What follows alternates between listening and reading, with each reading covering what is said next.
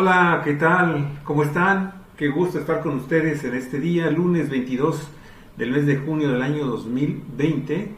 Estamos transmitiendo desde la ciudad de Ensenada, en Baja California, México, las 10 de la mañana con 40 minutos, tiempo local en Baja California, tiempo del Pacífico, del continente americano. Queremos agradecerle muchísimo el favor de su atención y pues darle la más cordial de las bienvenidas en este lunes. Galicia, ¿qué tal? ¿Cómo estás? ¿Cómo te trató el fin de semana? ¿Qué tal, Javier? Padrísimo. ¿Qué tal, amigos, amigas de Cuatro Vientos?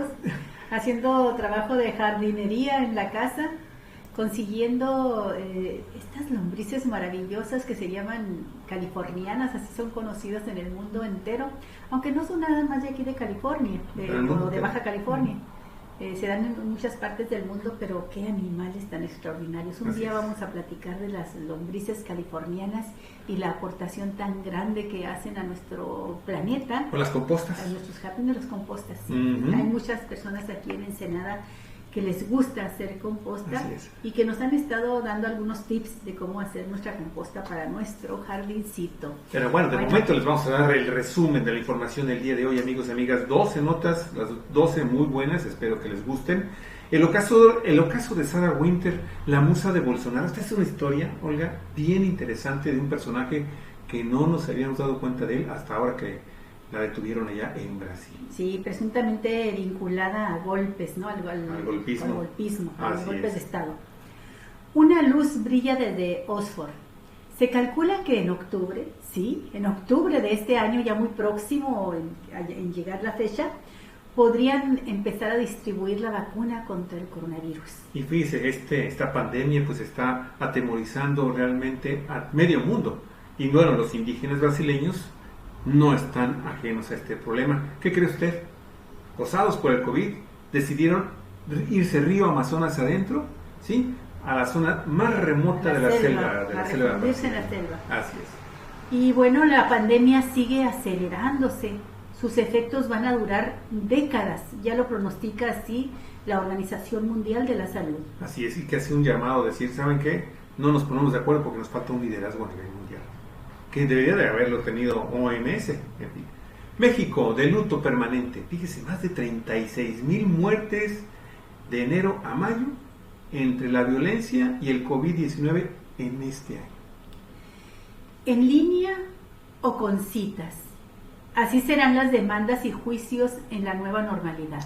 López Obrador, el presidente de México, denuncia que existe un SAT, un sistema administrativo tributario, paralelo para cometer fraudes fiscales que alcanza ya 50,000 millones de pesos con facturas falsas. Y eso que ya en esta legislación de la 4T se aprobó incluir las facturas falsas como un delito grave. Así es. Y bueno, también arremete el presidente contra el Instituto Nacional Electoral, señalando algo que ya todos sabemos: es el más caro del mundo y no garantiza elecciones limpias. Se comprometió López Obrador a decir: voy a hacerme cargo del respeto a la democracia en este país. A ser garante, a vigilar el proceso electoral. Fíjense, buscar incluir la educación nutricional, busca este gobierno también, incluir la educación nutricional en los libros de texto. La industria del vino en México tiene mala vendimia. Y sí, lo sabemos aquí, empezando en Ensenada, que se supone que es la capital del vino en el país. Ajá, del vino de mesa. Y que resulta, Javier, que la vendimia pues es un evento muy bonito, muy interesante, de unos cuantos, de una élite. La mayoría de la población aquí mismo en Ensenada no le entra a los festejos de la vendimia. Imagínese usted si va a tener buena vendimia el vino en general. Así es. Amigos, y vamos a comentar pues finalmente este grupo, no sé si llamarlo delincuencial en Galicia, finalmente se salieron con la suya. Anaya, Reyes y Agatón ya tienen terreno público gratuito, se los regalaron el Congreso de Baja California por disposición del gobernador Jaime Bonilla. Sí, ya tienen aquí en Ensenada este terrenito para atender asuntos relacionados con la niñez de Baja California. Y de buena cuenta Baja California dándole para atrás, dándole reversa a lo que debiera ser la 4T, que nunca ha avanzado nada, 1 kilómetro, 1 metro, no ha avanzado aquí. Y bueno, de eso platicaremos más adelante, de cómo entregan estas instituciones pues a particulares en lugar de crear toda una infraestructura de Estado. Y como última nota, impulsa el Instituto Mexicano de la Salud Baja California proyectos de infraestructura hospitalaria en la región. Así es, amigos y amigas, pese a COVID se mantienen el programa de obras públicas, hospitales fundamentalmente importantes en los 3 municipios más importantes de Baja California, con obra pública para este 2020, amigos y amigas. Y bueno, esto Exacto. vamos a iniciar una vez que hagamos esta pequeña transición.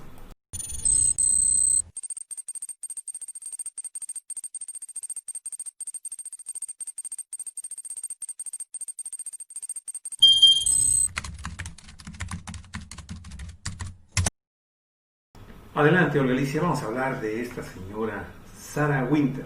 Sarah Winter es una nota de Joan Rollo del periódico El Mundo.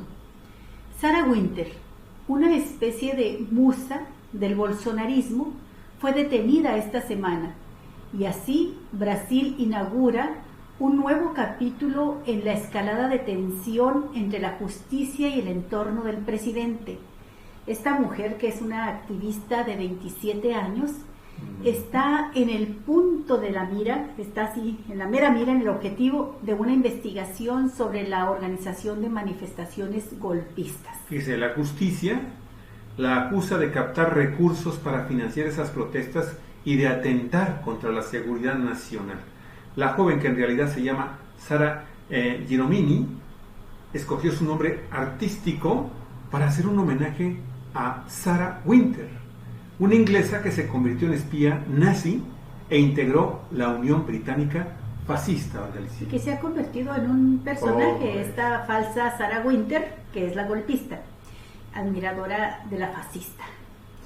Hasta hace unos días, Winter lideraba a los 300 de Brasil, así se denominaba a un grupo de extrema derecha, formado por los simpatizantes más radicales del presidente Jair Bolsonaro.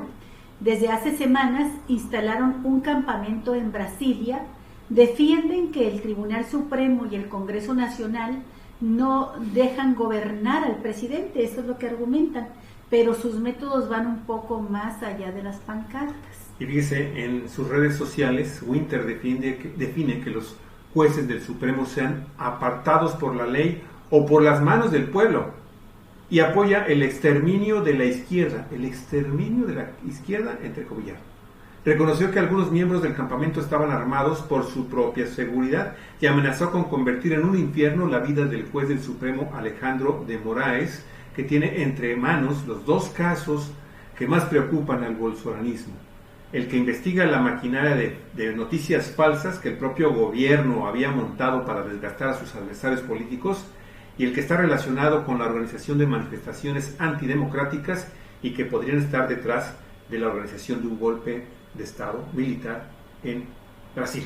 Sí, ya nos alertó sobre ello Luis Ignacio Lula da Silva, sí, quien dijo, pueden estar preparando, como Bolsonaro sabe que va a perder, que su partido, sus seguidores ya no lo van a apoyar o que son una minoría ya absoluta. Ajá. Pues quieren perpetuarse, ahí sí, para que vea usted, quieren perpetuarse en el poder y quieren hacerlo a través posiblemente de un golpe de Estado. Sí, así lo denunció Luis Ignacio Lula da Silva, también el expresidente de izquierda de Brasil. La Fiscalía definió a los 300 de Brasil, a esta organización a la que se refiere Sarah Winter, como una milicia armada y ordenó que se desmantelara el campamento el pasado fin de semana. Pocas horas después, una treintena de simpatizantes de Bolsonaro traspasaron las barreras de seguridad y lanzaron fuegos de artificio y petardos contra el edificio del Tribunal Supremo. No fue el primer acto en tono de amenaza. A principios de junio, Sarah Winter y los suyos protestaron frente a la corte de noche con máscaras y antorchas, con una estética, un look muy similar a la del Ku Klux Klan. Estamos preparados para dar la vida por la nación y nuestras armas son la fe en Dios, la esperanza en este gobierno, en el de Jair Bolsonaro, y los métodos de acción no violenta, dijo recientemente Winter a la BBC. Ahora se define como pro vida, pro Dios, pro armas. Oye, ¿no te hace recordar aquí algunos casos similares en Totalmente, aquí en Ensenada tiene seguidores.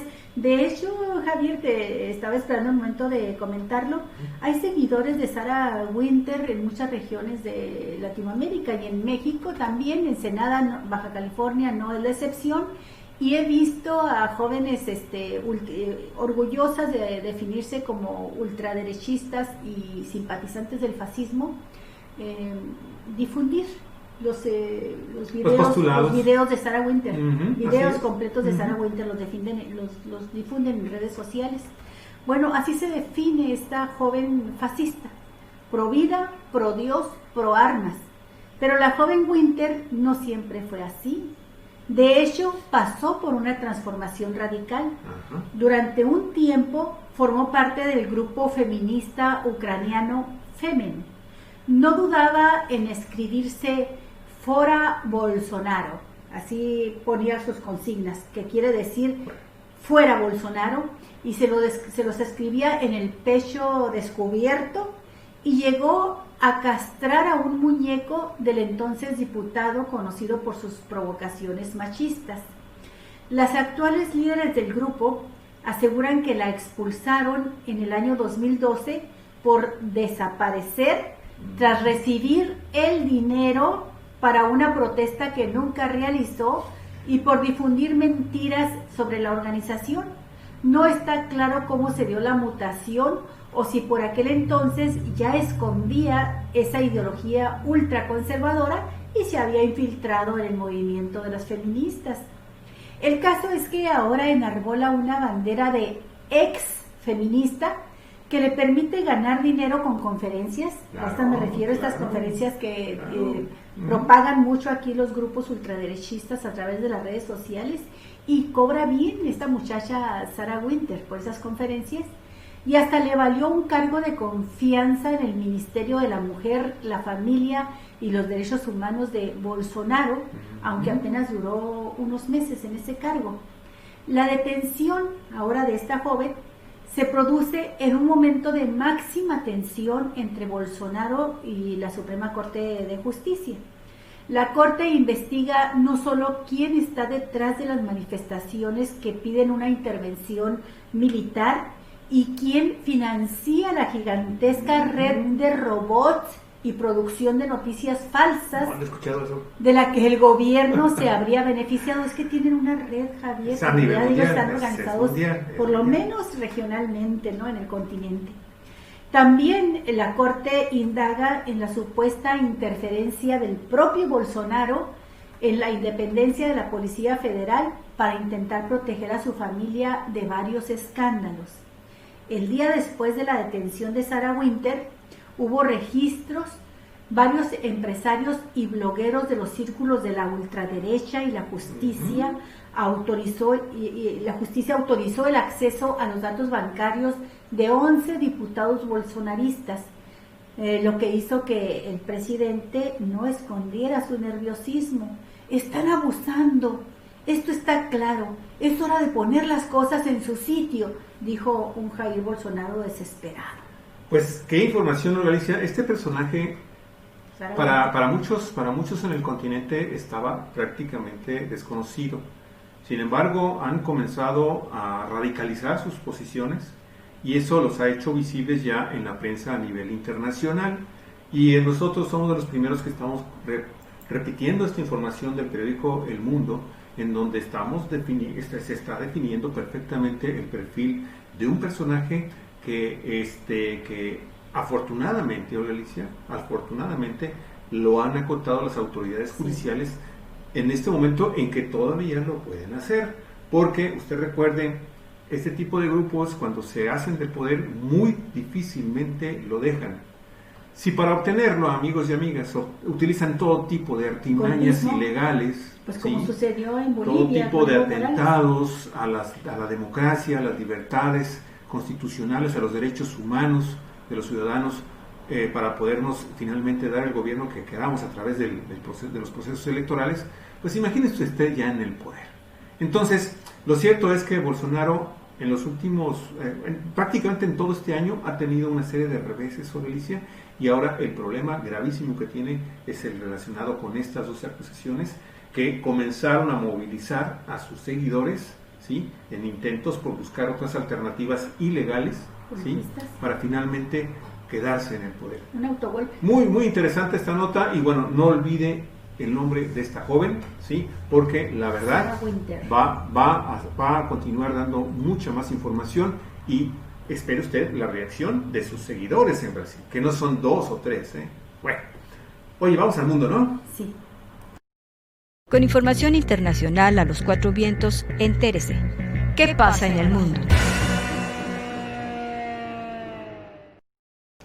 Adelante, hola, nada más permíteme decirle a la gente un momentito que si nos hacen el grandísimo favor, amigos y amigas, muchísimas gracias. Estamos viendo ya la cantidad de personas que están con nosotros en el programa.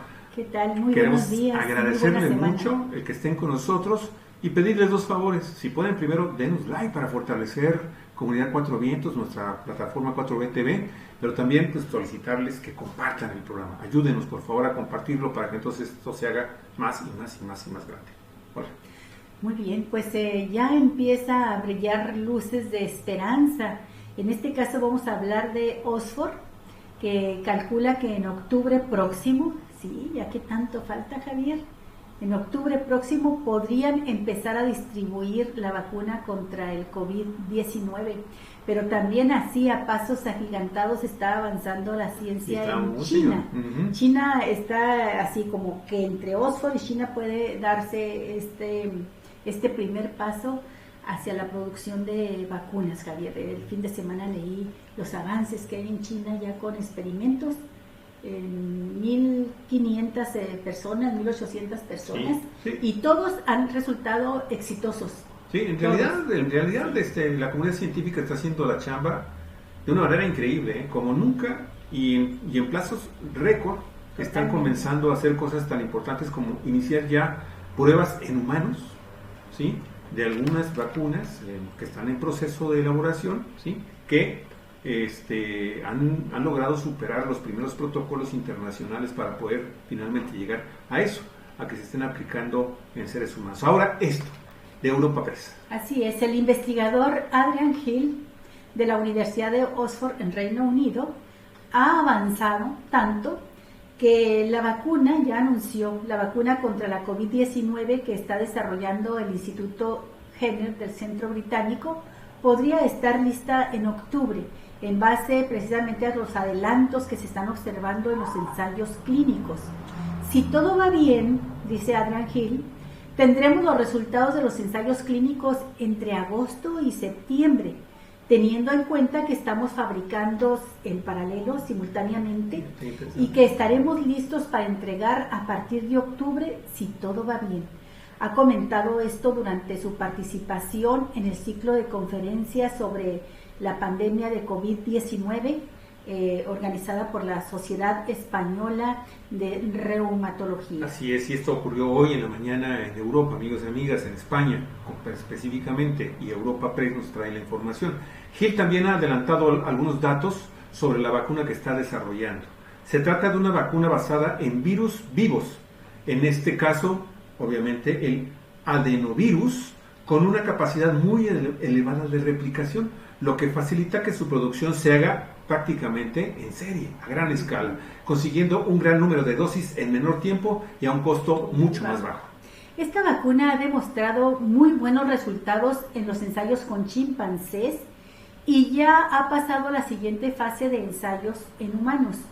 Una de sus ventajas al inicio fue demostrar en ensayos anteriores que inoculaciones similares, incluida una al año, fíjese usted, en inyecciones similares, incluida una el año pasado contra el coronavirus anterior, eran totalmente inofensivas para los humanos. Así es. Y esto lo señala el experto. Sí, no se sabe todavía por cuánto tiempo inmunizaría la vacuna que se está desarrollando en la Universidad de Oxford, pero por el tipo de vacuna, todo parece indicar que esta sería una inoculación, una vacuna anual, ¿sí?, como se aplica, por ejemplo, ahorita con influenza, ¿no? ¿Sí? Es decir, que tendría una estacionalidad como la de la gripe común.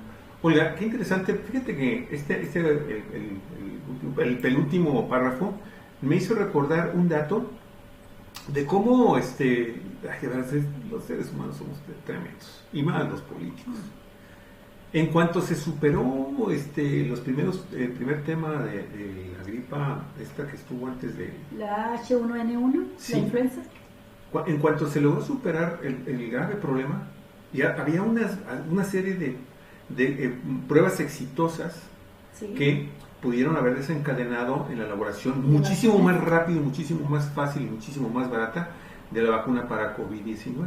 ¿Y qué hicieron los gobiernos? Detuvieron las investigaciones cuando vieron que ya se había detenido la pandemia. Primero que nada, detuvieron, amigos y amigas, los recursos que estaba otorgando a instituciones públicas y privadas, sí, ¿sí?, para que continuaran con estas investigaciones. ¿Sabe usted lo que retrasó todo esto finalmente, sí, y nos afectó ahora con el COVID-19? Hasta prácticamente, que, amigos, 6 meses. 6 meses. Prácticamente 6 meses. Eso en términos de atención a la salud de las personas, pero en términos del golpe a la economía, Javier, no, pues es terrible. Nos noqueó, esto nos está noqueando.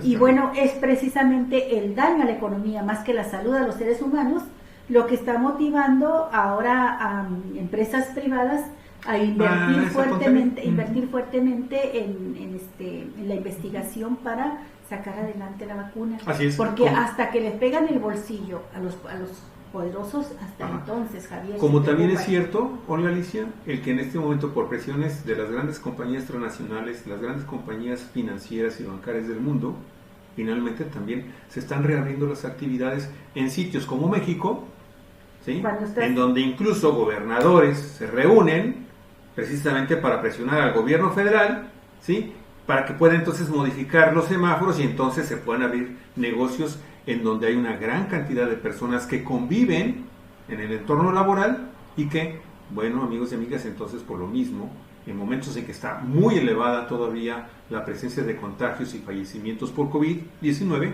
¿sí?, podrían entonces resultar afectados. Pero bueno, en este contexto, Javier, en este contexto yo quiero valorar, reconocer la decisión de la gobernadora, la jefa de gobierno de la Ciudad de México, Claudia Sheinbaum, que a pesar de que ya tenía la autorización, ¿verdad?, correspondiente, que ubicaba a la Ciudad de México en posibilidades de pasar al color naranja, de rojo a naranja, y abrir varias empresas ya a dar servicios y a producir, ella decidió, junto con su gabinete y sus autoridades de salud, posponer por lo menos una semana más. Y eso que no estaban creciendo allá los casos de coronavirus, se habían quedado en mesetas, se habían estancado y empezaba un pequeñísimo, muy ligero declive, pero dijo no, primero la salud. Y me pareció loable lo que hizo Claudia Sheinbaum. A mí también me parece muy loable. Oye, antes de continuar con la siguiente nota, porque miren, la verdad tenemos personajes que nos están observando y escuchando de lujo. Jesús Sosa Castro, ¿qué tal? ¿Cómo estás? ¿Qué tal, amigo? Qué gustazo saludarte. Un abrazo, Jesús. Te queremos mucho, Jesús Sosa Castro, y me gustó mucho lo que escribiste. Así es, claro. Dice Jesús Sosa Castro, pero puso un post que dijo: he dedicado muchos años de mi vida, fíjate, de memoria te lo estoy diciendo, he dedicado muchos años de mi vida a cambiar a mi país y no voy a permitir que regresen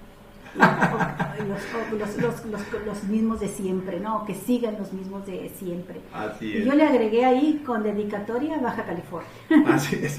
Sí. Oye, también de lujo, Raúl Ramírez Baena, mi estimado Raúl, un abrazote también para ti, para qué buenos debates, qué buenos debates estás empezando en tu muro, Raúl. Lástima de muchos de los comentaristas que tienes, sí. Cuánta fobia, cuánta bilis, cuánto estómago, cuánto odio, muchos odiantes. Pero me parece muy interesante, Raúl, y yo también estoy esperando la respuesta que des al escritor que te escribió unas críticas muy fuertes a tu persona y al presidente López Obrador. Oye, también, híjole, muchas gracias a todos ustedes, pero Rommel Borbón Rosas, ¿cómo estás, Rommel? Qué gusto saludarte, al igual que Juan Antonio, buenos días, también un excelente día, una excelente vida para ti, mi estimado Juan Antonio. También está con nosotros el licenciado Medina de Mexicali, Corporativo Jurídico Medina. Muchas gracias. Saludos, abogado. muchísimas gracias, abogado. Gusto saludarlo también. Un fuerte abrazo, María del Socorro. Siempre María del Socorro. Un abrazo, Muchísimas María del gracias, Socorro. Muy amable, Bueno, pues vamos con Maricela Horta. Maricela, ¿qué tal, Maricela? Es un grupo, es un bloque. Sí, Maricela fue también a una comisión a México. Excelentes. Estamos esperando la información de cómo les fue en México, ¿no? Gerardo Romero también, muchísimas gracias. Y Horacio Ignacio Estrada Pacheco, que también se unió al programa. Por favor, de nueva cuenta, si les gusta el programa, denle like, compartan nuestro programa, por favor, para que entonces tengamos mucho más gente que nos esté viendo. Gabriel Santos, muchísimas gracias. José Guadalupe Chato, Elsa Flores, muchísimas gracias a todos. A todos, sí. Ayúdenos a compartir y ayúdenos a fortalecer así el periodismo crítico. Y bueno, hagan sus comentarios aquí, ¿no? Atemorizados por la pandemia de COVID-19, los indígenas brasileños se van río adentro a la selva más remota. El temor al coronavirus ha dejado prácticamente vacía la aldea indígena de Cruceirino. Es que sí, la NH11, pero sé como Cruceirino. Sí, ¿verdad? Así como el futbolista Cruceirino. La mayoría de los habitantes de esta comunidad situada en el corazón de la Amazonia se ha adentrado en la selva en busca de un refugio ante el avance de la pandemia en esta recóndita región de Brasil. Pues hacen bien, Javier. Así es, claro. El periodista Joatzen Alves de la agencia EFE informa también que, situada en los márgenes del río Javari, en la región fronteriza con el Perú, la aldea está expuesta al flujo diario de personas que se desplazan por las aguas de este afluente del río Amazonas, por donde el coronavirus ha llegado hasta las comunidades más remotas. Por ello, 27 de las 32 familias de la etnia Mayuruna, que vive en la isla de Cruceirino, optaron por dejarlo todo atrás y aislarse de manera voluntaria para protegerse del coronavirus. Mire, ellos quieren cuidarse, protegerse a sí mismos y a los niños de contraer el coronavirus. Es una región de frontera y mucha gente pasa por aquí todos los días. Entonces, el pueblo se fue a la selva para protegerse, contó Bené Mayuruna, uno de los pocos indígenas que decidió permanecer en la aldea. Los indígenas se han resguardado en una región de cultivo rodeada por la espesura del mayor bosque tropical del planeta, donde están tranquilos, están protegiéndose totalmente aislados en la selva. Llevaron los niños y siguen allí sin hablar con nadie, dijo Mayuruna. Fíjese, la decisión de refugiarse en la selva fue una respuesta extrema al avance de la COVID-19, en el territorio indígena Valle de Javari, la región donde vive el mayor número de pueblos originarios no contactados todavía en el mundo. El Valle de Javari, situado en el oeste del norteño estado del Amazonas, es la segunda mayor área indígena de Brasil y es hogar de unos 7,000 indígenas y de 7 etnias distintas, de las que cerca de 15 son tribus jamás contactadas. Fíjate, esta semana el ejército brasileño inició una misión sanitaria en esta zona del país de unos 85.500 kilómetros cuadrados de extensión para contener la propagación entre las comunidades de la COVID-19, que ya ha infectado, fíjese usted qué tristeza, a 6.351 indígenas y ha cobrado la vida de 301 de ellos, según datos de la Articulación de los Pueblos Indígenas del Brasil, conocida como API. Las poblaciones más vulnerables, pero que tienen maneras de autodefenderse, autoprotegerse. Y bueno, y es que la pandemia sigue acelerándose y sus efectos, se calcula la Organización Mundial de la Salud, van a permanecer durante décadas. Esto lo señala AFP y Forbes. La pandemia de COVID-19 continúa acelerándose en el mundo, con 1 millón de casos señalados en solamente 8 días. Advirtió hoy el director general de la Organización Mundial de la Salud, Tedros Adhanom Ghebreyesus. Asimismo, ese dato está muy interesante, amigos y amigas. Y acuérdense con el tema, vínculo con el tema también de la vacuna, Ahí van. Asimismo, dijo que la ausencia de liderazgo global y la unidad para combatir el coronavirus es una amenaza más grande que la propia enfermedad, y añadió que la politización de la pandemia ha empeorado la crisis, así de claro y sencillo. México, ¿no? Así es. Sabemos que la pandemia es mucho más que una crisis sanitaria, es una crisis económica, social y en muchos países política, como pretenden hacerla aquí en México. Pretenden la oposición de derecha, pues que es la oposición, pretende hacer una crisis política aprovechando la pandemia. Sus efectos se sentirán durante décadas, dijo Tedros Adhanom Ghebreyesus en una conferencia virtual organizada por Dubái. Fíjese, las advertencias del director de la Organización Mundial de la Salud se producen cuando numerosos países están entrando en una fase de desconfinamiento para relanzar sus economías. La semana pasada, el director de la OMS calificó esta nueva fase de peligrosa, entrecomillado, ¿sí?, estimando que pese a las necesidades de poner punto final a las restricciones, el virus seguía propagándose rápidamente y seguía siendo mortal. Hicieron falta más de 3 meses para llegar al primer millón de casos registrados, pero el último millón de contagios ha sido señalado en tan solo 8 días. Oye, si esto no nos hace pensar y a los políticos dejarse de payasadas. Sí. Okay. La verdad es que de veras, bueno, estamos destinados realmente a desaparecer de la faz de la Tierra, tarde que temprano. Tedros afirmó que en algunas partes de las regulaciones de salud internacional deberían ser fortalecidas para adecuarlas a la acción. No explicó de qué normas hablaba en particular, pero dijo que estas debían ser coordinadas, predecibles, transparentes, generalizadas y con financiamiento flexible. También dijo que todos los países deben hacer de la atención médica universal una prioridad, advirtiendo que el mundo había aprendido de la manera más difícil que los sistemas sanitarios fuertes son la base de la seguridad sanitaria global y del desarrollo social y económico.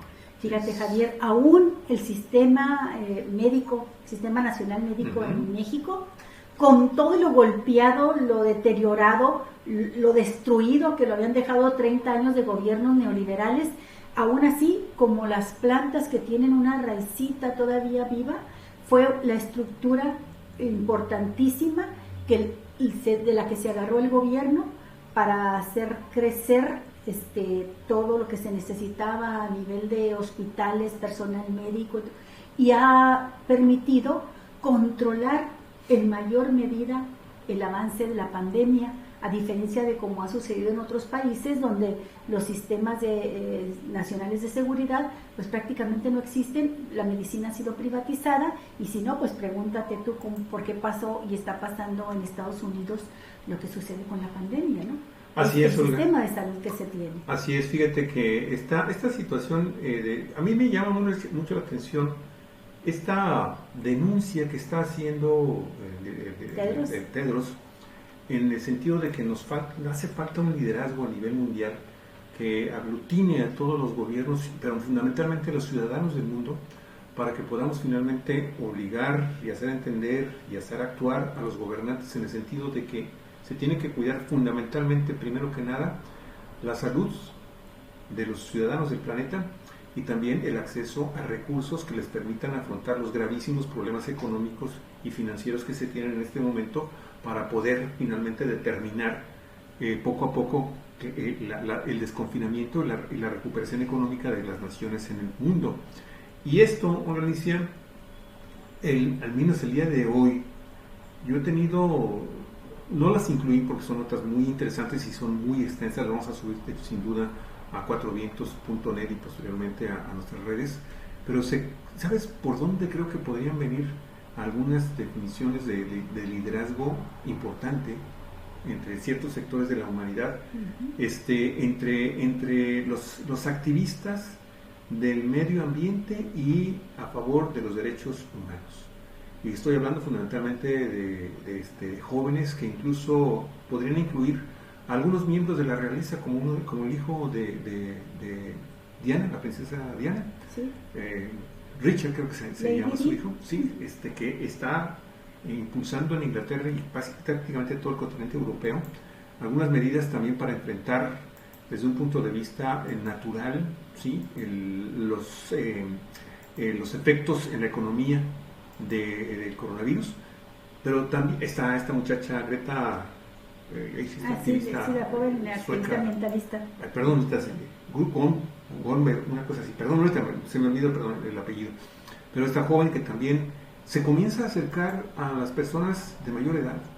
Y hay una ambientalista, amigos y amigas, que en realidad en los últimos años de su vida ya cuenta con 83 años de edad, y la verdad es que a mí me llamó mucho la atención este comentario que está haciendo, criticando obviamente a los grandes líderes de naciones como Estados Unidos o Brasil en el continente americano, Bolsonaro y Donald Trump, en el sentido de decir, bueno, tenemos que superar este tipo de liderazgos que son tontos, que son idiotas, que son falaces, que son mentirosos, y comenzar nosotros a buscar de alguna manera cambios importantes en nuestra forma de conducirnos en relación a dos cosas, y que tienen que ver con la naturaleza: cómo comemos y cómo nos relacionamos con el reino vegetal y el reino animal, ¿sí? Porque están haciendo una serie, Jane Goodall se llama, Jane Goodall. Ella, tú recordarás, hay una película muy famosa que hizo esta actriz estadounidense delgada la mujer bonita, Julia Roberts, de esta muchacha que se va a vivir a África para convivir con nuestros primos más cercanos, que son los chimpancés, y ahí han logrado hacer grandes descubrimientos.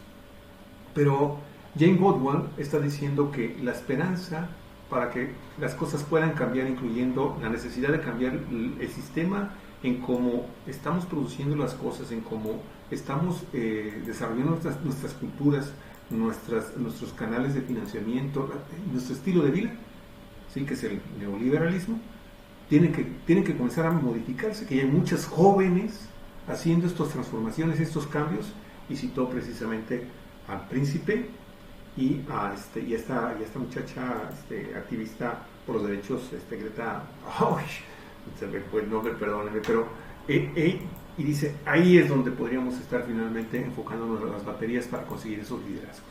Nada más quería comentarlo porque se me hace que es interesante. Sí, bueno, esos son los liderazgos desde abajo, desde las sociedades, pero sí falta un liderazgo de autoridades, Javier. Así es. Esa es la cuestión. Bueno, vamos a nacionales, ¿te parece? Vamos.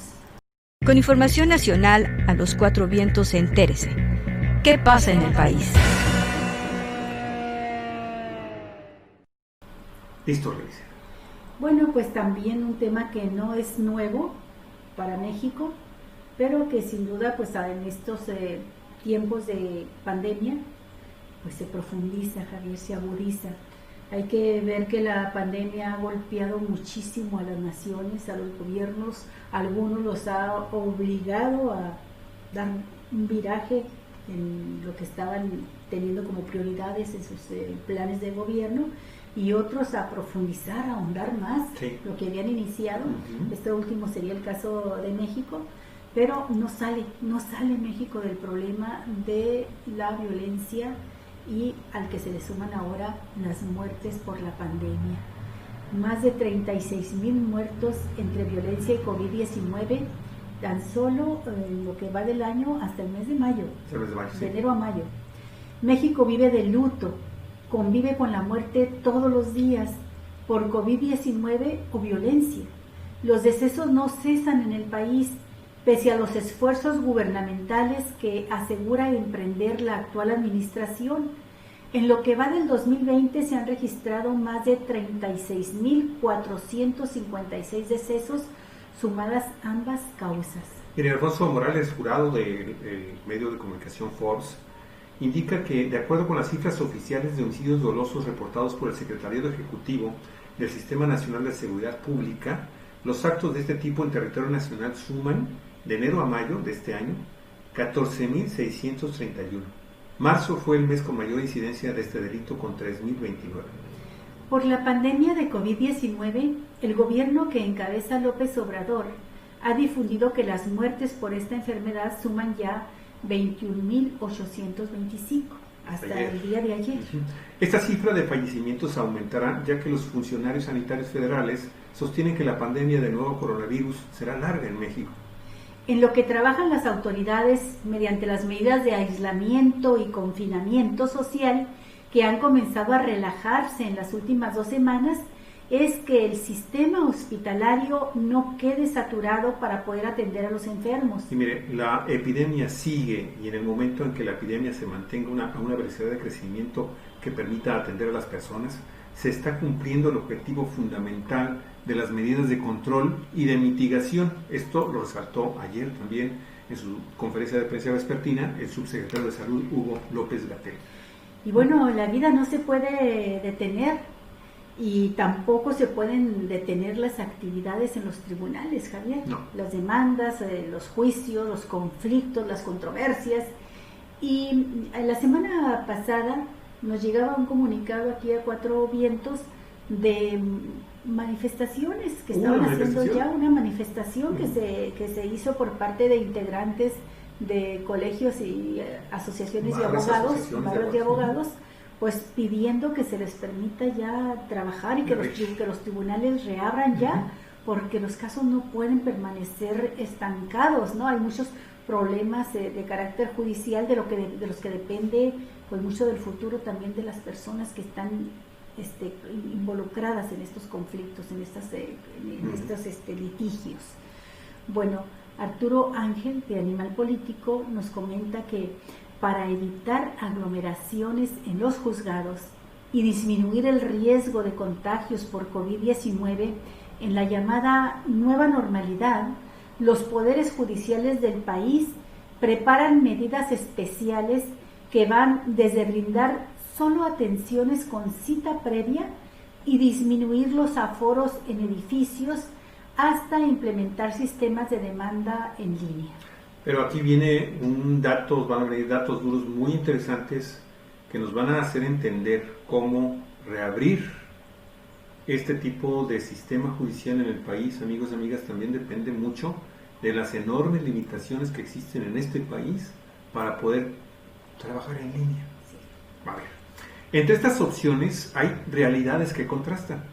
Mientras que a nivel federal y en 5 estados del país ya es posible llevar a cabo de principio a fin un juicio por internet, fíjese, hay 16 estados de la República en donde ni siquiera se puede enviar por correo electrónico la demanda inicial. Híjole, pues ahorita un comentario al Está buenísimo respecto. este dato, está excelente. Pero también hay un común denominador, la opacidad en el tema penal. Ese es el problema principal. Ni uno solo de los estados que han habilitado las audiencias en línea permite que el público en general pueda conectarse y presenciarlas, pese a que la Constitución lo contempla como un principio básico. Mire, un estudio de las organizaciones Transparencia Mexicana y TOGIL, Asociación Civil, revela los avances de los poderes judiciales en todo el país en la implementación de mecanismos que permitan a la población acceder de forma segura a sus servicios en el contexto de la nueva normalidad. ¿Cómo funcionan los juicios en línea? Estefanía Medina, especialista en Derecho y cofundadora de TOGIL, dice que cada poder judicial estatal tiene sus variantes, pero se puede resumir principalmente en 3 pasos. Ahí va el primero. La opción de poder presentar formalmente la demanda a través de Internet. Hay estados que han creado procedimientos específicos para ello, mientras que otros lo permiten solo a través del correo electrónico. El segundo paso es poder seguir el proceso en línea, que significa que una vez presentada la demanda, se pueden continuar realizando trámites o consultando notificaciones. Para ello, se otorga al usuario una contraseña o se puede usar la firma electrónica de Hacienda, la que conocemos como FIEL, o la firma FIREL, que se usa desde hace tiempo en el Poder Judicial Federal.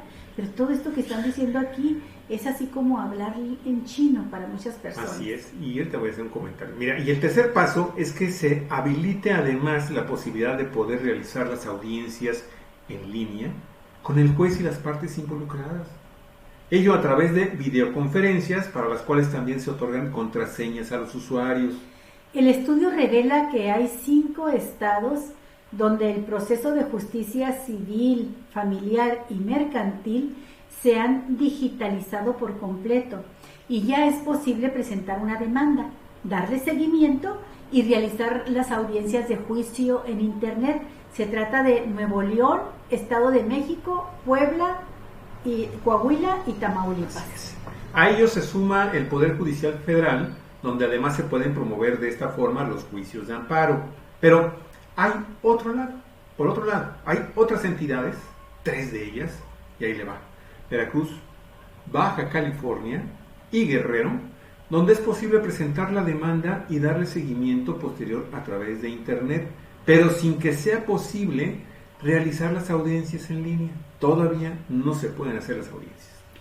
En la Ciudad de México, Querétaro, Quintana Roo y Sinaloa se permite presentar la demanda en línea en algunos casos, pero el resto del procedimiento es presencial. En Yucatán se ha habilitado la presentación de demandas a distancia y la posibilidad de realizar audiencias por videoconferencias, pero no hay sistema para darle seguimiento a los trámites del proceso digitalmente. Y existen 4 estados donde no es posible realizar digitalmente ninguno de los 3 pasos referidos según el estudio. Estos son Hidalgo, Campeche, Morelos y Chiapas. No obstante, el Poder Judicial de Hidalgo dijo al periodista de Animal Político que están en preparativos para hacer esto, y mientras que el de Morelos explicó que se han habilitado algunos servicios alternos. Medina destaca que lo deseable es que los poderes judiciales de todos los estados faciliten y simplifiquen la presentación y seguimiento de demandas a distancia, no solo por la actual crisis sanitaria, sino para facilitar el acceso a la justicia en México. Entonces, si de por sí el acceso a la justicia en México es terrible, Javier, es tan difícil lograrlo, pues en unas condiciones extraordinarias como las que estamos viviendo por la pandemia, imagínate tú lo complicado que debe ser para la mayoría de las personas seguir un juicio o interponer una demanda. Y bueno, nosotros ya tuvimos una experiencia, tuvimos que presentar una demanda contra un tipo que nos estaba cometiendo un fraude compramos un terreno y pues resulta que el fulano no era todavía propietario del terreno. Un abogado aquí que presume de tener una trayectoria honesta. Y bueno, batallamos horrores, Javier. Y eso que, bueno, como periodistas conocemos personas, conocemos abogados que nos asesoraron, y aún así se llevó este proceso muchísimo tiempo para que nos atendieran. Hacíamos antesalas durante muchas horas, y yo me ponía a pensar, bueno, lo difícil que debe ser para una persona de condición todavía más vulnerable que nosotros sacar y salir adelante en un proceso judicial. Yo solamente quiero hacer una reflexión, Galicia, y para remitirme específicamente a lo que trata esta información. Miren, Baja California, caso de Baja California, estuvieron y han estado durante prácticamente 3 meses de vacaciones. Se eliminó todo, se cerró todo. Todo el país, Javier. Miren, ¿de qué sirvió, por ejemplo, el hecho de que el Congreso del Estado, por ahí de finales de marzo de este año, decretó que todas las personas que estuvieran pagando una renta en vivienda o por un local comercial o una nave industrial pudieran llegar a un ministerio público, a un juzgado del Poder Judicial del Estado aquí de Baja California y decir, ¿saben qué? El Congreso acaba de aprobar esto, me voy a acoger. ¿Sí? No estoy diciendo que voy a dejar que ya se elimina el pago de la renta, pero es que ahorita no puedo. ¿Cuántos bajacalifornianos no sufrimos ese problema? ¿Cuántos, amigos y amigas? Bueno, pues parte de lo que nosotros estamos pidiendo el apoyo de ustedes ha sido precisamente por eso. Pero bueno, y ibas a los juzgados, ibas a pedir a las salas aquí del Poder Judicial. Cerrado, todo cerrado. Pues oiga, pero es que en el periódico se informó que esta iniciativa estaba vigente y que en casos como este se nos iban a atender a las personas que fuéramos a solicitar. Era un acuerdo, a llegar a un acuerdo con tu rentero. Y el acuerdo consistía básicamente en Sí, no te posponer el pago. puedo Voy a pagar posponerte. estos meses del 3 confinamiento, meses. 3 meses, y los posponemos y los vamos prorrogando, lo vamos pagando Así es. poco a poco en las siguientes Sí. mensualidades. Pues no pudimos porque no había nadie Así que es, atendiera. nadie. Y así fue en Y todo el tuvimos que estado. salirnos de la casa que estábamos rentando porque Así fue en todo el estado. Y bueno, 3 meses, amigos y amigas. En esos 3 meses no pudieron haber elaborado con un grupo de funcionarios, con técnicos en cuestiones digitales, de comenzar a decir, oye, ¿sabes qué? Vamos armando el plan para armar todo esto que se está diciendo hoy, sí. para que entonces cuando regrese todo el mundo y reabramos finalmente estas vacaciones que nos dimos bien sabrosas con nuestro salario, ¿sí? Ya Pues se entonces ya avanzaron. manejarlo, avanzándolo, y ya no le presentamos al Congreso del Estado que nos autoricen esta reforma o estos cambios a nuestra ley para poder operar así, y asunto arreglado. No, amigos y amigas. No tenía Ahí andan que los haber abogados nada teniendo en el que Congreso. finalmente hacer paros y manifestaciones ahí en los locales estos abandonados por el Poder Judicial del Estado, ¿sí? Para a ver si se dan el gusto de querernos abrir el día 1 de junio, que es cuando supuestamente se reabriría el Poder Judicial en Baja California. Fue el único poder en Baja California que no trabajó. Y bueno, era gusto, ¿no? bueno, Y era pero en gusto. muchas oficinas de gobierno sucedió esto y en efecto muchos ciudadanos nos quedamos con la idea de que se están dando unas vacacionzotas, Ujú. en realidad, ¿no? Aprovechando esto de la pandemia, porque perfectamente podían haber instrumentado el apoyo a los Mecanismos. ciudadanos, mecanismos a través de digitales. Ujú. Menciono rápidamente el caso del INE. Vamos a hablar del Instituto Nacional Electoral un poco más adelante en las críticas que hace el presidente López Obrador. Pero el INE, por ejemplo, ¿sabe usted cuántas personas en el país podemos pasar en un momento dado por la desagradable experiencia de perder o de que nos roben nuestra bolsa, nuestra cartera, en la que llevamos nuestras identificaciones, tarjeta Dinero, bancaria, credenciales, en fin, todo. tarjetas bancarias y la credencial del INE? Bueno, pues a mí me sucedió, y me sucedió en marzo. Y cuando quise resolver este problema ya no pude, porque pues el INE cerró oficinas. Y tuvo que pasar marzo. Por supuesto no podía hacer ningún trámite de nada, porque si no tienes la credencial del INE prácticamente te mandan a la clandestinidad, dejas de existir, ¿verdad? Y además perdí los demás documentos también. Entonces, pasó marzo, abril, hasta mayo, anunció, en los primeros días de mayo, a mediados, algo así, anunció el INE, ¡oh, idea! ¿Verdad? Podemos entregar constancias de registro en la nómina electoral, nuestro padrón electoral, de aquellos ciudadanos que extraviaron o les robaron su credencial, con una solicitud, un formato muy sencillo que llenan, y bueno, tienen una tecnología fabulosa. Cuando uno va a sacarse la credencial de elector, le toman el iris, el tipo de sangre, quién sabe cuántos datos llevan ya, Javier.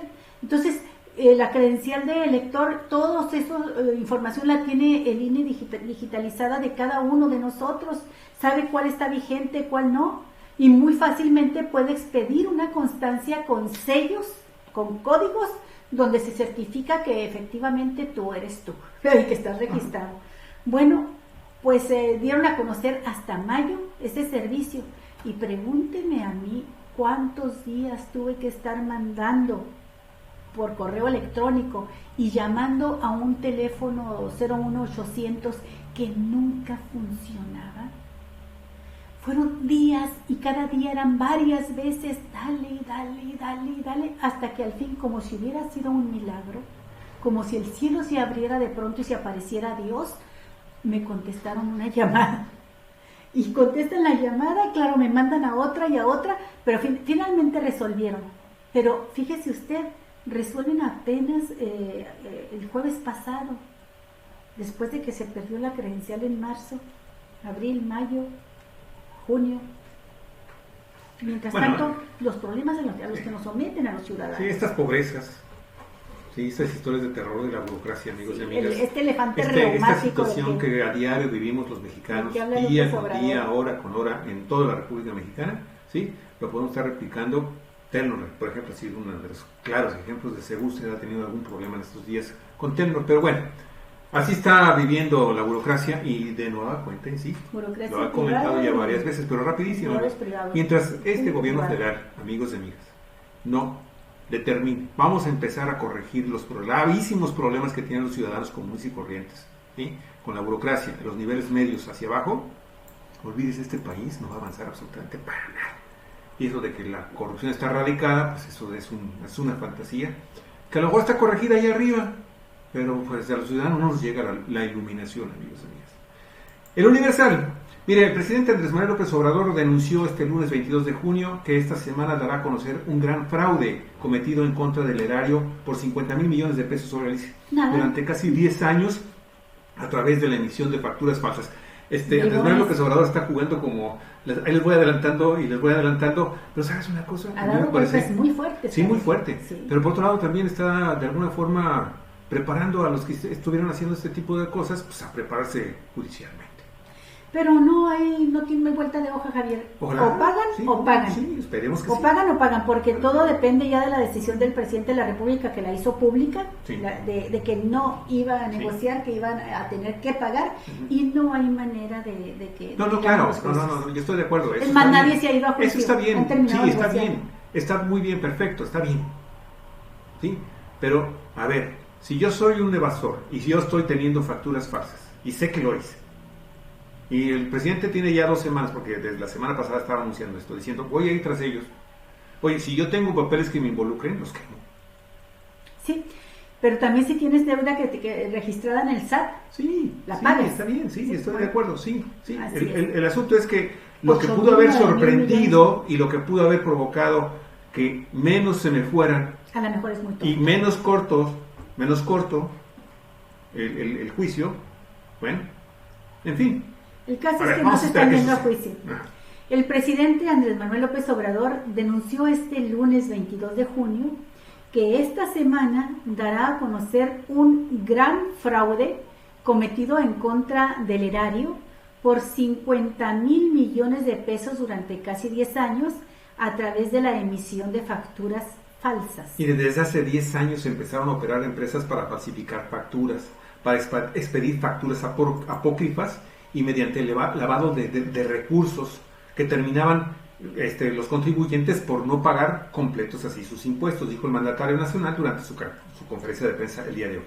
Sin dar mayores detalles acerca de la identidad de los supuestos defraudadores, pero asegurando que se interpondrán denuncias, el titular del Poder Ejecutivo Federal señaló que el primer paquete de facturas falsas se contempla hasta 50,000 millones de pesos. ¿Qué dijo? Desde luego se van a presentar denuncias penales para los responsables y para los contribuyentes que ni siquiera saben algunos que sus facturas fueron falsas. Se les va a dar la oportunidad de que se regularicen en algún tiempo, aseguró el político tabasqueño. López Obrador explicó que el esquema fraudulento contemplaba una especie de SAT, un servicio administrativo tributario paralelo, ¿sí?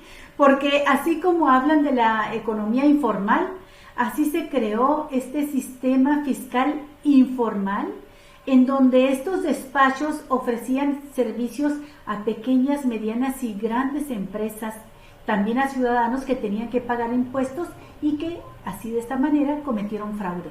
Le preguntaron al presidente, ¿hay funcionarios de alto rango involucrados? ¿Sí? ¿Y qué contestó? Hay de todo, pero para no caer en lo espectacular, vamos a mantener en sigilo por dignidad los nombres de las personas. Se les va a notificar, eso sí, se les va a informar para que se regularicen, pero no vamos a dar a conocer los nombres, indicó el presidente. Bueno, hasta ahí es la nota y yo vaticino que en las próximas semanas, si no es que días, vamos a conocer de otros contribuyentes que como los grandes que ya pagaron 8,000, 9,000 millones de pesos que debían, van a empezar a pagar. Y bueno, Forbes, el presidente Andrés Manuel López Obrador describió al Instituto Nacional Electoral como el aparato de organización de elecciones más caros del mundo y dijo que pese a este hecho, nunca garantizaron elecciones limpias. Nosotros triunfamos, dijo el presidente, porque era imposible hacer un fraude, pero en las elecciones anteriores lo permitió. Un día vamos a presentar la estructura del INE y lo que cuesta. Buscaremos reajustar las estructuras, que no haya duplicidades, indicó el mandatario durante su conferencia de prensa en Palacio Nacional. Y en verdad que muchos ciudadanos estamos esperando eso. Va a ser muy atacado el presidente, le van a decir que está atentando contra instituciones autónomas, pero la verdad es que la mayoría de los ciudadanos estamos deseando que el Instituto Nacional Electoral funcione, que funcione bien, que sea una garantía de honestidad en el manejo de las elecciones y sobre todo que no sea un modus vivendi que ha creado una casta dorada de funcionarios ciudadanos. O que empiecen con el tema de las prestaciones y el tema también de los sueldos, por ahí podría ser muy interesante. López Obrador recordó que la creación de institutos autónomos se realizó en administraciones anteriores con el propósito de simular y cooptar, como sucedió con el Consejo Nacional para prevenir la discriminación. Sin embargo, aclaró que esto no significa que dejemos de luchar contra esos males o que dejemos de proteger a los niños o pelear contra la discriminación, pero ya habrá una mujer indígena que se acabe la simulación. Bueno, ¿tienes algún otro comentario? No, Javier, da para mucho este tema y yo creo que es de los temas que te digo que vale la pena abrir entrevistas después con especialistas. Perfecto. Y habrá quizá hacer alguna de las mesas de análisis. Estupendamente, me parece muy bien, coincidimos. Excelsior, amigos y amigas, esto me parece una nota muy interesante. Como parte de las medidas de una estrategia nutricional, el presidente Andrés Manuel López Obrador también anunció hoy en esta conferencia, en donde dio a conocer varias cosas, varios temas importantes, ¿no? Que trabajará para que en los libros de texto se incluya una materia sobre este tema para combatir las enfermedades crónicas, esto de la educación nutricional, y los malos hábitos alimenticios.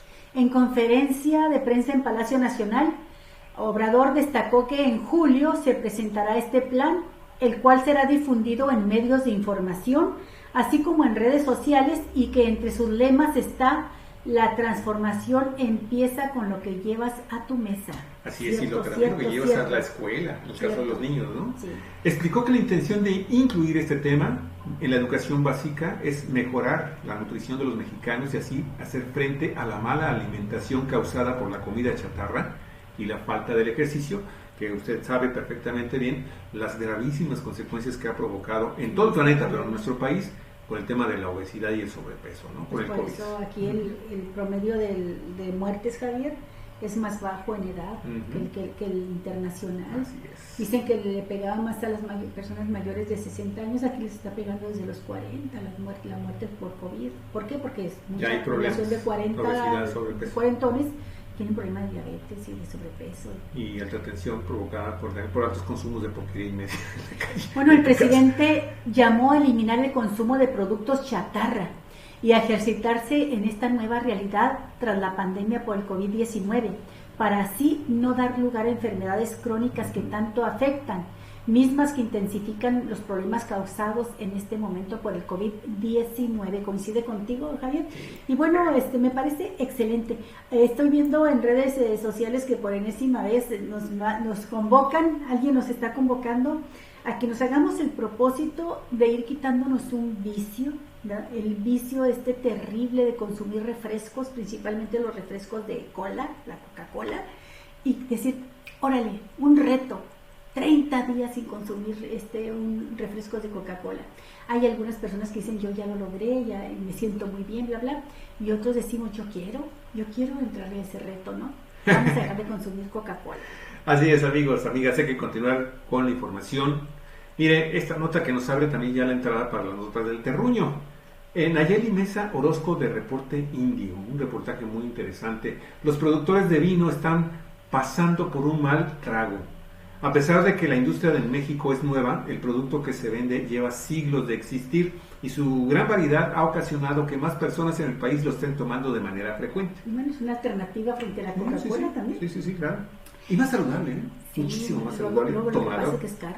Tomado con moderación. En 5 años, el consumo promedio per cápita de la bebida se duplicó al pasar de 450 mililitros en 2012 a 960 mililitros en 2018, de acuerdo con las últimas cifras disponibles por el Consejo Mexicano Vitivinícola.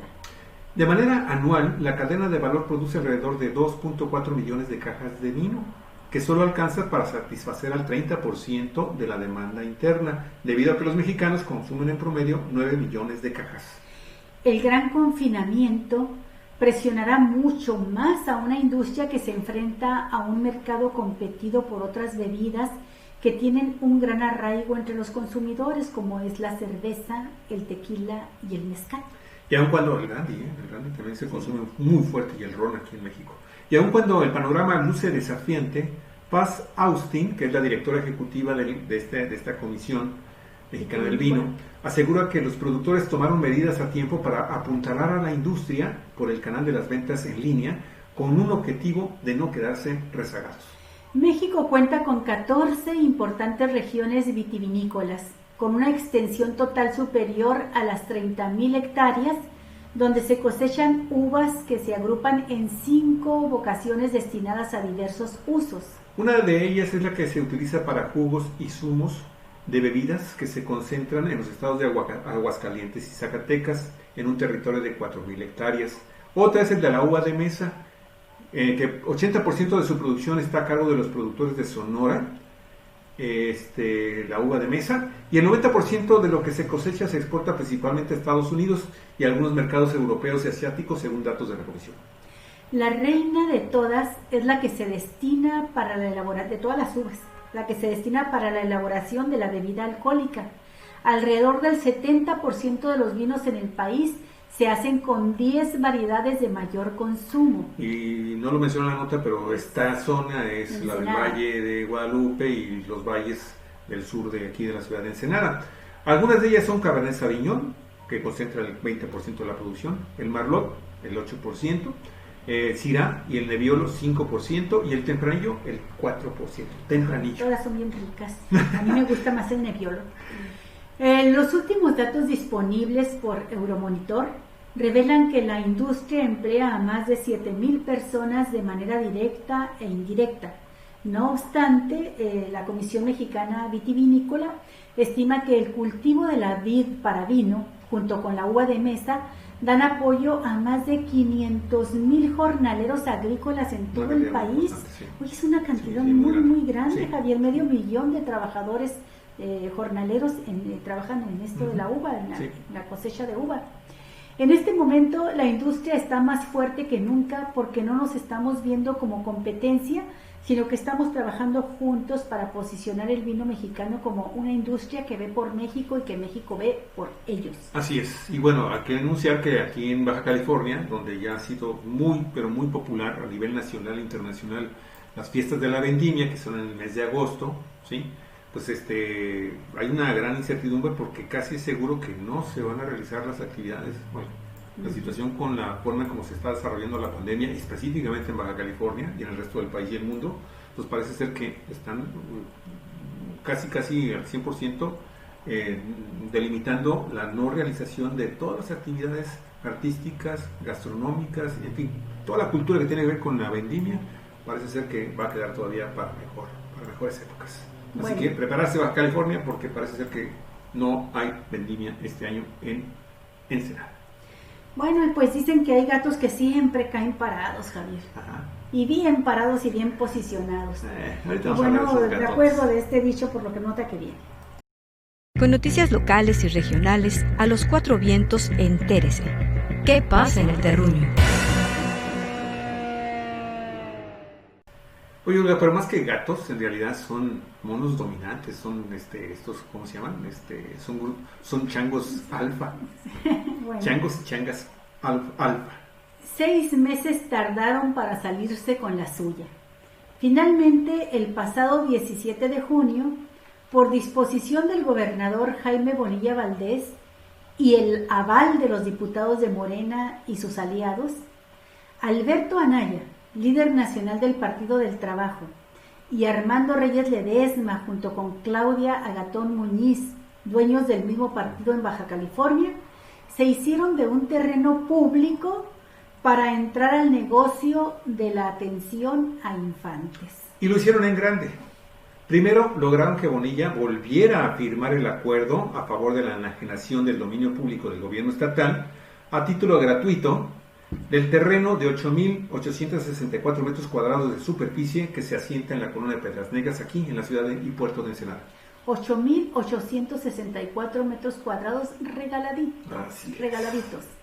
Después consiguieron el aval de todos los integrantes de la Junta de Coordinación Política del Congreso, encabezada por Montserrat Caballero Ramírez, presidenta, representante de Morena, Miguel Ángel Bujanda Ruiz, independientes, Fausto Gallardo García, del Partido Verde Ecologista, Gerardo López Montes, del PRD, Rodrigo Aníbal Otañez Licona, del Partido de Baja California, David Rubalcaba Flores, del PRI, Elito Pete Robles, de Movimiento Ciudadano, María Trinidad Vaca Chacón, independiente, una panista de las expulsadas, Eva María Vázquez Hernández, del PAN, y Julio César Vázquez Castillo, del Partido del Trabajo, todos ellos de acuerdo para presentar la iniciativa de Bonilla al Pleno del Legislativo con dos propuestas. La primera, dispensa de lectura completa de la iniciativa y del acuerdo en la sesión del Congreso.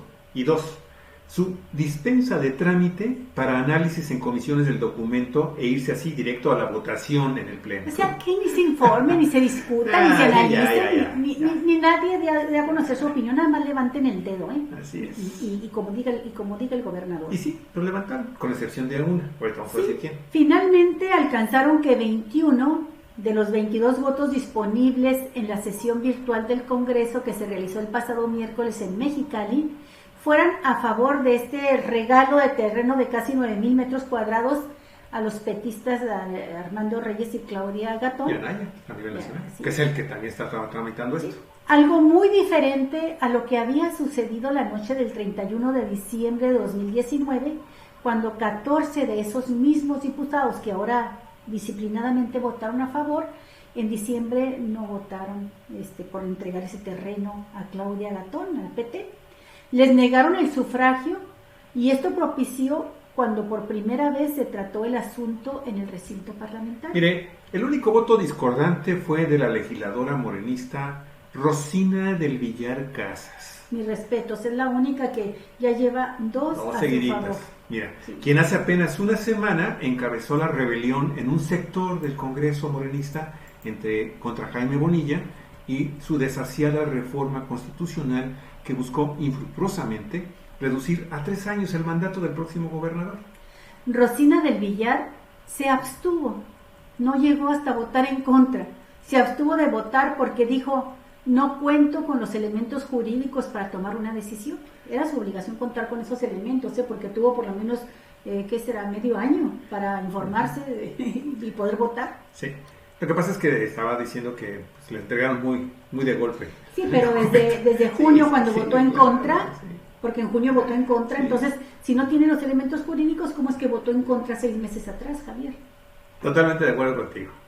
Así, manejos políticos, tú ya sabes. Así, en apenas 7 minutos, el Congreso de Baja California avaló la enajenación a favor de la Asociación Civil Tierra y Libertad, que originalmente crearon y de la cual Armando Reyes y Claudia Gatón eran socios, aunque renunciaron a ella en agosto pasado para hacer el negocio pues menos evidente, ¿no? Ustedes recordarán, en agosto pasado había una gran discusión nacional de la que no escapaba Baja California ni Ensenada. Esta discusión nacional la propició el hecho de que el presidente de la República dejó de entregar los recursos que se entregaban directamente a los dueños de guarderías y dijo: no, aquí hay mucha corrupción, vamos a eliminar ese procedimiento de entrega de recursos y se va a entregar directamente a las madres o padres de familia. Bueno, en ese contexto ya el PT, el Partido del Trabajo, estaba viendo cómo armaba su negocio en Ensenada, porque hay que decir que estos centros de desarrollo infantil, CENDI, los ha creado el PT en muchas partes de la República y no tienen la menor fiscalización de nadie. Funcionan a todo dar para ellos.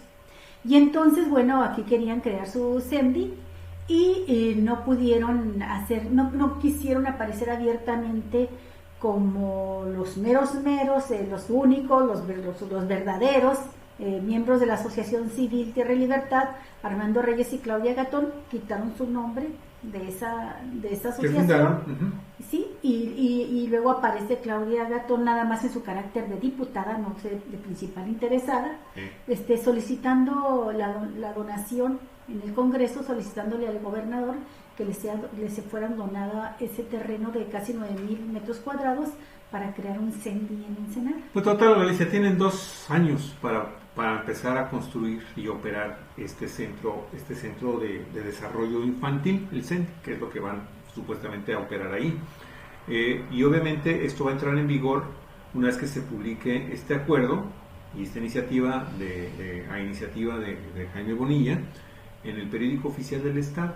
Pero pues, sabemos perfectamente bien, ellos tienen 40 millones de pesos sobre Galicia disponibles desde el año pasado y lo han estado conservando, pues tienen todas las influencias en la actual administración para poder quedarse con esos 40 millones pendientes hasta que les aprobaran esto. Bueno, ya se los aprobaron. Te digo, lo que basábamos y decíamos, es increíble el nivel de corrupción que existe en nuestro estado de Baja California, en los 3 poderes de Galicia, pero muchísimo más en el poder legislativo y el poder ejecutivo. Es de escándalo, y de verdad que si volvemos a votar por gente que venga de esta camarilla, ¿sí? La verdad es que sí, ya nos merecemos más que cualquier otro mexicano, pues el tipo de gobiernos y el tipo de vida que desarrollamos aquí en Bueno, ¿y qué es un CENDI? Es un centro de desarrollo infantil, una institución que otorga servicios educativos y asistenciales a niñas y niños desde 45 días de nacidos hasta los 5 años, 5 años, 11 meses de edad, o sea, casi 6 años, para preparar a los niños y niñas para su vida familiar y social. Eso es un CENDI. Hay quien habla maravillas de los CENDIs, pero bueno, pues aquí estará en manos de Fíjate, nada más un comentario. Reyes. Cuando presentaron originalmente esta iniciativa, que se iba a aprobar la noche del 31 de diciembre, sí. Es que ahí hubo traición, de acuerdo con Claudia Gatón, del gobernador, porque de último minuto, ahí ya en la sesión del día 31 de diciembre, ¿te acuerdas? Ahí donde aprobaron el cochinero del presupuesto de egresos y ingresos. Sí, está muy enojada Claudia, criticando. Dijo, nos traicionó. Bueno, en ese momento, Alicia, ellos estaban diciendo en esa primera iniciativa que no existían COVID aquí en Baja California. Sin embargo, logramos nosotros sacar información del mismo Sindicato Nacional de Trabajadores de la Educación, la sección 2, diciendo que, bueno, cuando menos ellos en la sección tenían como 6 o 7 COVID. ¿COVID? Estos CENDIs, estos centros de atención para niños. Ajá. Y lo pusimos con todos los documentos y los lugares en donde se encontraban en Mexicali y en Tijuana. Entonces hasta mienten, pues, diciendo que es el único que va a funcionar en Baja California. Toma, chango, tu billete.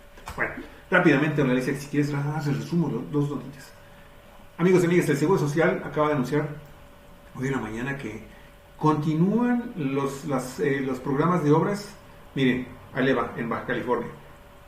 2 hospitales en Tijuana, con un total de 400 camas, 2 unidades médico-familiares, que harán posible que se cuente con 34 consultorios nuevos en Tijuana. En Ensenada, ¿sí? Un nuevo hospital, un hospital general de zona, con 180 camas, y una unidad médica familiar más con 14 consultorios. En Mexicali también, un nuevo hospital regional con 260 camas, 20 consultorios más, un almacén y un nuevo edificio para la subdelegación con atención de afiliación y cobranza. Y también en San Luis Río Colorado, que le abarca esta delegación del Seguro Social, la construcción de otro hospital general de zona con 144 camas. Esto lo acaban de anunciar diciendo, pese a COVID, esto sigue, estamos hablando con los alcaldes para que nos den los terrenos y ahí va, seguimos con las obras. Eso es muy bueno porque el retraso está tremendo, amigos y amigas. Por cierto, ya regresó hoy a trabajar el director general del Seguro Social. ¿Te acuerdas que dio positivo? Sí, Zoe Robledo. Sí. Hoy ya empezó a trabajar. Qué bueno, ya se me alegra mucho. Y finalmente, amigos y amigas, un dato también que es muy triste para Ensenada y para el resto del país. La Asociación Internacional de Líneas de Cruceros anunció hoy que los barcos de pasajeros de su gremio no van a navegar por los puertos de Estados Unidos durante todo este verano boreal, extendiendo una pausa establecida de la pandemia del coronavirus. Entonces, originalmente iban ellos a entrar el 24 de julio, pero dijeron, ¿sabes qué? Tenemos todavía muchas cosas que arreglar con el gobierno de Estados Unidos y nos vamos hasta el día 15 de septiembre para poder moverse por los puertos de Estados Unidos. Y usted sabe que en el caso específico de los cruceros que van para la zona de la Riviera Maya, Cozumel y este otro lugar que te decía yo que está precioso, Calakmul. No, en el Pacífico mexicano, se llama Majual, en Quintana Roo, los dos. Y en el caso de Ensenada, pues como salen estos barcos, estos grandes barcos cruceros de estos puertos de Estados Unidos, Miami, y el caso de acá del Pacífico de Los Ángeles, de los puertos de Los Ángeles, pues hasta esperar hasta septiembre, amigos y amigas.